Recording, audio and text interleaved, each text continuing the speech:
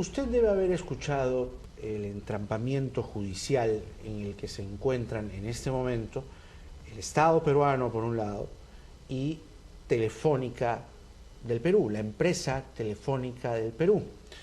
Y esto además ocurre en un contexto muy particular porque la empresa Telefónica Móviles, que es la encargada de dar servicio de telefonía celular, está por renovar el contrato que seguramente usted, si usa un celular de Telefónica, pues mantiene con la empresa.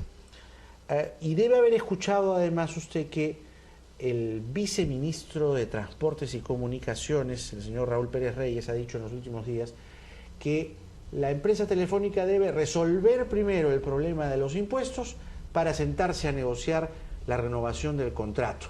¿Qué dicen los expertos? Que el tema vaya por cuerdas separadas, que una cosa son los impuestos que Telefónica le debe aparentemente al Estado peruano, con portes y comisiones, y por otro lado, que vaya el tema de la renovación del contrato de telefonía móviles. Probablemente detener el contrato de telefonía móviles, paralizarlo, puede provocar, por lo menos hasta los expertos que hemos consultado y han estado sentados en esta mesa, provocaría un caos, provocaría un inevitable caos en las líneas móviles. Pero vamos a hablar del tema de los impuestos, que parece ser la madre del cordero en este conflicto. Está con nosotros esta mañana el doctor Luis Hernández, que es abogado del estudio Hernández y compañía, es abogado tributarista y es profesor de la Pontificia Universidad Católica del Perú. Con él vamos a tratar de entender si lo que debe Telefónica, pues debe pagarlo completo, debe pagarlo en partes, si hay una solución negociada que por ahí se ha adelantado de parte de la empresa. Doctor Hernández, muchas gracias por estar aquí. Buenos días. Buenos días, dígame usted, desde una pregunta sencilla, elemental, para tratar de transmitirle la idea clara al público. La empresa telefónica debe impuestos. ¿Cuánto debe la empresa telefónica al Estado peruano, es decir, a la SUNAT? Mire, como usted sabe, en el tema tributario, la administración lo que hace es determinar la obligación según su interpretación, y esa determinación, en virtud de la cual establece una cifra, puede ser impugnada por el contribuyente si éste considera que no se ha aplicado correctamente la ley y el derecho. ¿Y de cuánto estamos hablando? ¿Esta cifra oscila entre cuánto y cuánto? Oscila, se habla de 2.100 millones, pero es una cifra, como le digo, que en definitiva solo va a quedar establecida cuando concluya el procedimiento administrativo. El procedimiento administrativo todavía está abierto.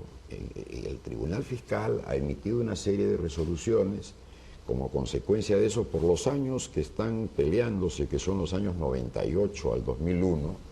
Se han emitido resoluciones de cumplimiento y esas resoluciones de cumplimiento han sido apeladas.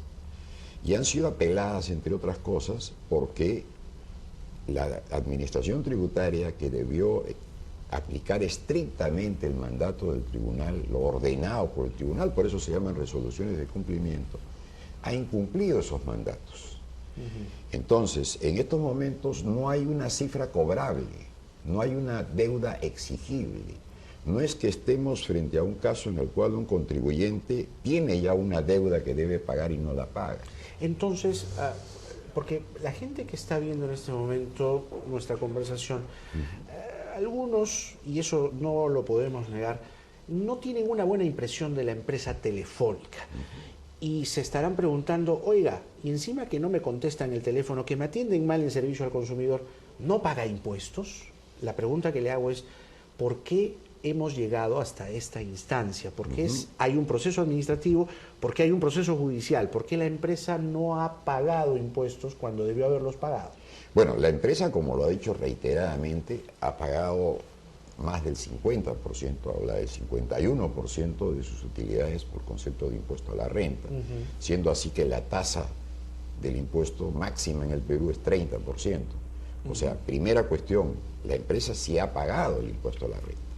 Lo que ocurre es que la administración tributaria, al fiscalizar como hace con los contribuyentes las obligaciones tributarias de estos, considera que la empresa ha efectuado deducciones que no debería haber Por ejemplo, Por ejemplo, en materia de diferencias de cambio, donde la administración sostiene que el endeudamiento producido por la empresa para cumplir con sus inversiones es un endeudamiento que no se ha probado que haya sido destinado a sus operaciones grabadas, ¿no? Tradúzcamelo en un ejemplo concreto. Entonces, ¿qué es lo que ha ocurrido para que se diga eso? Obviamente, el gran endeudamiento de la empresa se ha aplicado exclusivamente a sus operaciones.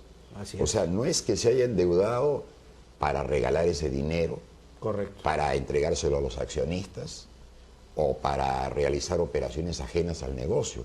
Es evidente, y lo ha demostrado la empresa a través del estado de flujos de efectivo, que justamente tiene como característica básica el demostrar cómo los ingresos se van aplicando en las actividades de operación, en las actividades de inversión, en las actividades de financiamiento. Pero sin embargo, el Tribunal Fiscal ha dicho que no está eso suficientemente probado.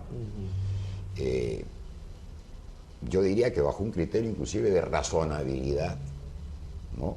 Se llegaría a la conclusión fácilmente de que esto obviamente ha sido aplicada, estas inversiones han sido aplicadas a las operaciones propias de la empresa, y siendo así se ha cumplido con el requisito que fija el artículo 61 de la Ley del Impuesto a la Renta para que una diferencia de cambio resulte finalmente deducible. Es más, la resolución del Tribunal Fiscal, que versa sobre los años 2000 y 2001, tiene un voto singular del vocal ponente, del vocal que estudió el tema, porque usted sabe que para resolver cada caso en una sala que está integrada por 3 vocales, hay uno que se encarga de estudiar a fondo el tema. Y ese vocal está absolutamente de acuerdo y ha opinado en ese sentido de que la diferencia de cambio es deducible, y estamos hablando acá de una cifra muy importante. Entonces, en concreto, de lo que se trata es que la administración considera que hay ciertas deducciones que no han debido efectuarse. ¿Cuáles son esas deducciones? Concretamente, una es la diferencia de cambio, otra muy importante es la provisión para cobranza dudosa, en la que la empresa tiene un sistema integral de seguimiento del deudor moroso, ¿no? Y con clientes, con los gente clientes que contrata morosos el servicio. que contrata el servicio y al final y no paga. ¿No es cierto? Entonces aquí, digamos, hay una apreciación inicial en el sentido de que hay una serie de mecanismos de seguimiento, digamos, por decirlo así, del deudor moroso, Claro. que están, que no son conexos, cuando en realidad sí lo son, cuando en realidad no son aislados, sino que forman parte de un sistema integral de cobranza que de por sí ya es suficiente para que la empresa pueda deducir esa deuda a la que le ha realizado estas gestiones Más de o cobranza. menos, en términos prácticos, lo que la SUNAT le dice a Telefónica: tú no supiste cobrar ejemplarmente o eficientemente a esos usuarios morosos. Claro, lo que le dice la SUNAT es: mira, en realidad tú no has hecho nada por cobrarle al que no te paga. Digamos, para decirlo un poco groseramente, ¿Pero qué quizá, quería? ¿Que flagelen ¿no? a los consumidores? Claro, entonces Pero si llaman, creo que Telefónica hay tiene un sistema llamador y hay toda una serie de cartas, notificaciones. Notificaciones, avisos a Infocorp. Y eso lo ha ¿no es hecho cierto? la empresa. Y eso lo ha hecho la empresa. Por eso la empresa dice: yo tengo un sistema integral y he demostrado que tengo un sistema integral. Entonces, ¿cómo no se me va a admitir la deducción de estas deudas que ya, sobre las cuales ya pagué impuesto, pero ahora que no me paga el deudor, yo tengo el derecho a deducirlas cuando demuestro que el deudor simple y llanamente es un deudor moroso? ¿Hay un número aproximado de cuántos clientes no le han pagado a Telefónica? ¿O un monto que más o menos nos haga tener una idea de esta aparente injusticia que se estaría cometiendo con la empresa? Sí, o sea, son cantidades importantes, porque como usted verá, en realidad, pues este tipo de empresas tienen miles de clientes, ¿no es cierto? Entonces, dentro de esa cantidad fabulosa de clientes hay también, pues, muchísimos deudores morosos, inclusive algunos por pequeñas cantidades, O sea, ¿no? para entender esta primera idea, el Estado le quiere cobrar a Telefónica impuestos por clientes por una cantidad de clientes que no han pagado. Y sobre los cuales ya Telefónica pagó impuestos, ¿no es cierto? O sea, Porque quiere que pague otra vez.